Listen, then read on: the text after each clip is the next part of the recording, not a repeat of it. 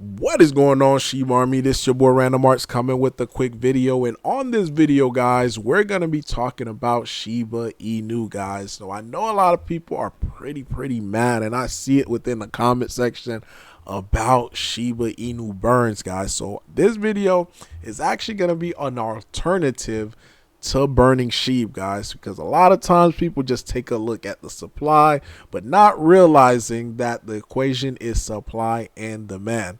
So before I dive into it, do me a huge favor, hit that like button, hit that subscribe button. Definitely love to hear you guys' thoughts and opinion about Shiba Inu. So to get right into it, guys, burns is not the all be all, guys. So burns is just one part of the equation, which is the supply side.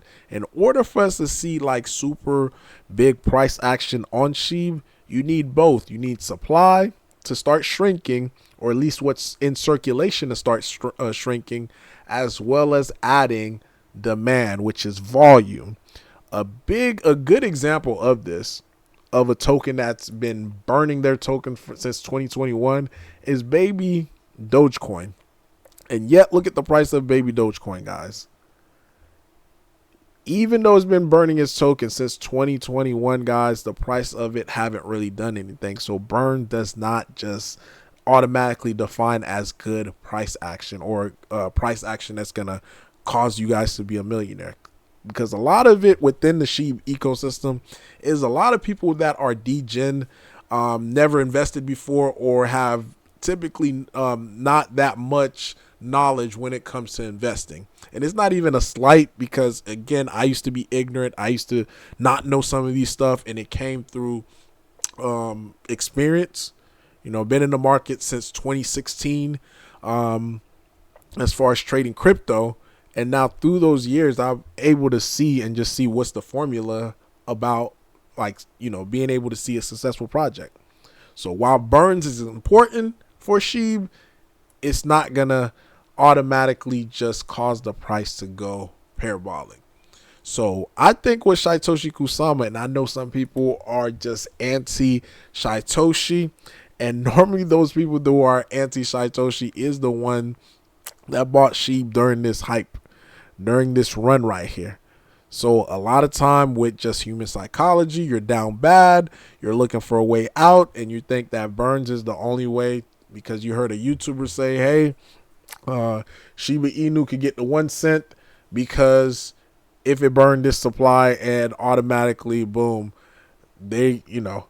And even if, like, if you were in the early days of Shib, burns was never a part of the roadmap. It was something that the community came in afterwards during over here that they wanted burns, which is cool. Like it's a cool thing to get, you know, Shib burnt up.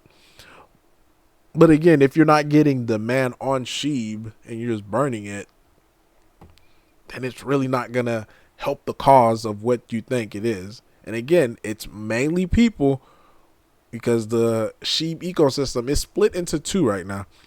You got the people who are just like anti Satoshi and his team that bought over here. Then you have people like myself who really don't care, you know. Shib is decentralized, so I don't care if it's Satoshi. I don't care if it's the next team. But one thing I would say, like, I did make money with Satoshi, so we bought in here. The people who are like whatever when it comes to burn, we bought over here and sold over here, so we made money. So I think the storyline would be probably different if more people made more money that bought over here, and they wouldn't have that quote unquote hatred for the team. So again, just human psychology, and you know, some people are going to sell before the halving. Other people are going to be able to get out of their position like right when the bounce happened. But for the people who are like seasoned investors, they're the one who's scooping it up right again, because look, it's right back down to some of the areas where I bought at. So this is why I think for me, I'm going to start to reestablish more position on Shib as well, because of what Satoshi said right here, guys. Because again, when it comes to just crypto, there's two sides. There's the supply side and there's also the demand side. So what Satoshi is doing, especially now that we have Shibarium, it's actually taking care of both supply and demand. Because it says here on this repost that he on this tweet that he reposted, it says in one of the tweets, Kusama seemingly hinted that the development team is preparing to roll out a new initiative for the community in the coming weeks, guys. So this is look like it's going to be centered around Shib to be able to have use case. And if it's use case for Shibarium, this is what most people don't see. Majority of the tokens that we have right now for Shiba Inu is currently on the layer 1. So if we bridge over your Shib and put it onto the layer 2, that token is going to be in the bridge locker or the bridge contract, where that is essentially taken away from the circulating supply. So it's doing the same thing that that the burns would have done. I mean, burns are just more permanent, but it's the end result is taken away from the circulating supply. So by people bridging over their Shiba Inu and putting it on Shibarium, it's gonna decrease what's in circulation.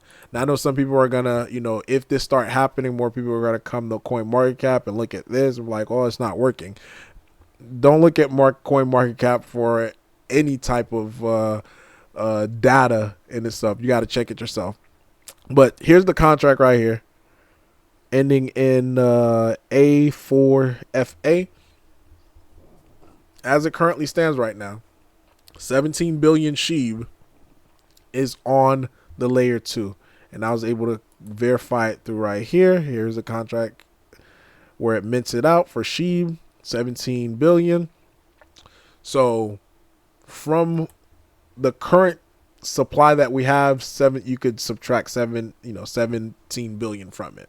But the point that I'm making is that if more and more people are able to just bridge over to Shibarium, to the layer 2, then that's going to be less Shiba Inu on the layer 1 on Ethereum, because this is where the trading happens. So if less is available and we're getting more demand on it, then that's going to cause prices to start to go up. Again, two-part the equation. You got to have supply, you got to have demand as well too.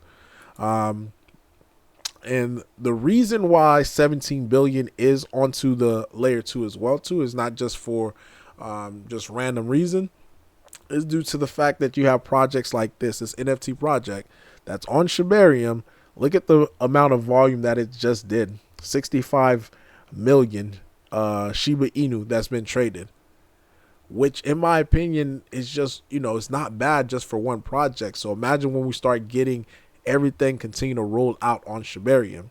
You have this project right here, dude, 2.4 million. It's small on a micro level, but as more and more of these projects starts to develop on Shibarium, and these are just NFTs. Now there are going to be other different projects that's going to require you to use your token as well. Look at this liquidity, 121 million Shib. So again, as more and more things to progress, like how we're seeing, we just got an exchange that's supporting Shibarium. We're going to be able to see it a lot easier for Shiba Inu to get onto Shibarium. And like I mentioned, as more Shiba Inu gets away from the layer 1 and onto the layer 2, it's going to decrease that supply that's available on the layer 1. And as long as we start seeing demand that happening, which we would probably see in this next bull run, then we could expect Shiba Inu to at the very least, test the all-time high, more likely surpassing it, especially if some of the volumes that we saw in the past happens again, but this time we have less supply. Then yeah, we should see like some pretty nice numbers there. So again, this wasn't to pick on you guys. If you did buy over here, this ain't to pick on you. I'm just telling you guys like how human psychology is. I call it the bag holder theory. Like you holding the bag, you're down on it. Your emotion, you're emotional. You need to blame somebody. At the end of the day, you bought where you bought at. Only option that you have as of right now, and not financial advice, of course, you can either get your average, average down, dollar cost average, or if you really can't hold and you need the money, then unfortunately you just have to resort to selling, which again, not financial advice, but that's something that I would never do, especially in a bear cycle. Did it once, never do it again because of how much money that I left on the table. So again, let me know, guys, in the comment down below. Sorry I made this video longer than what it is, but Random Art signing off. Peace.